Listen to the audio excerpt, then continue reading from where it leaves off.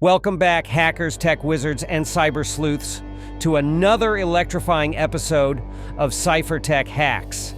I'm your host, Alex Cipher, bringing you the most legendary cyber scams, jaw-dropping digital deceptions, and high-tech frauds that have rocked the industry. Today's story is about how a trusted gatekeeper of digital identity, Okta, became the weak link in a sprawling cyber attack that rippled across the globe. You'll see how a single compromised laptop belonging to a third-party vendor opened the door to chaos, and how attackers quietly escalated their privileges into some of the most sensitive systems across multiple industries. Buckle up, because this one shows just how fragile trust in the supply chain really is. Let's rewind to early 2022. Okta, a household name in identity and access management, was riding high. Their product helped major corporations secure logins, manage workforce identity, and enforce access controls. If you were logging into a corporate dashboard, chances are Okta was behind it, quietly validating your credentials. But behind the scenes, attackers had already found a backdoor, and it didn't even start with Okta directly. It started with a third-party contractor called Cytel. Cytel provided customer support services for Okta.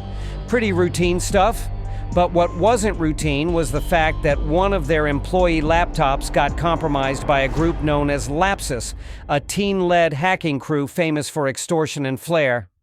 These weren't your average hackers. They had a reputation for social engineering, SIM swapping, and stealing source code for sport. They didn't go for subtlety, they went for spectacle. The attackers gained remote access to the compromised laptop. It had admin-level credentials that could be used to access Okta's internal systems via a remote desktop protocol, RDP. Once inside, LAPSUS wasn't shy. They began exfiltrating screenshots, browsing Okta's internal Slack, and watching support interactions happen in real time. This wasn't a smash and grab.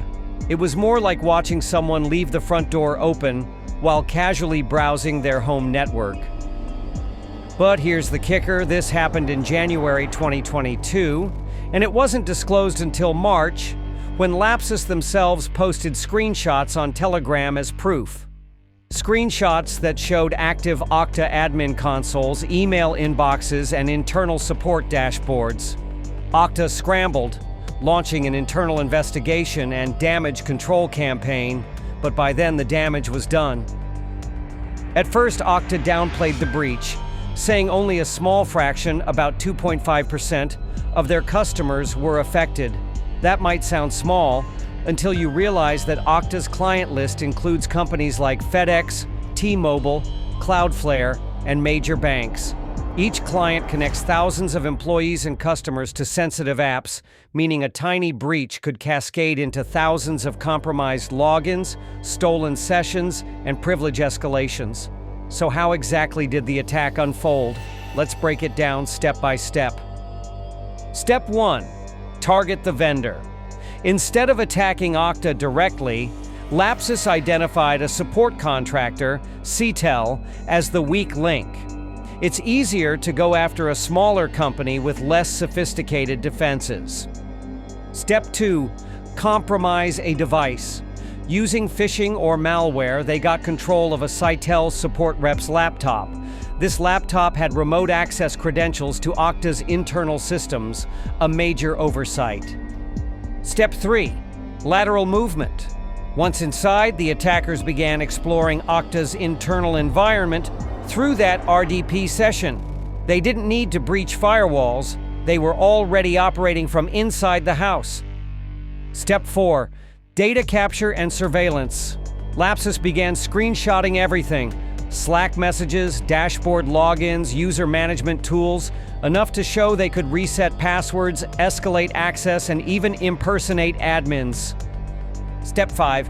Public dump. In true LAPSUS fashion, they didn't quietly ransom or exfiltrate. They posted the screenshots publicly to Telegram and Twitter. Their message? No one is untouchable, even identity giants. Now, here's where it gets really twisted. While Okta claimed no systems were modified, the fact that attackers had visibility into admin tools meant they potentially could have reset MFA, multi-factor authentication, or provisioned fake sessions. It's the digital equivalent of a thief getting access to the keymaker instead of breaking into one house. The backlash was swift. Security teams across the world had to assume their Okta identity chains were compromised. Logs were audited, session tokens were reset, and questions were raised about the real impact. How many cloud environments had trusted a compromised identity source?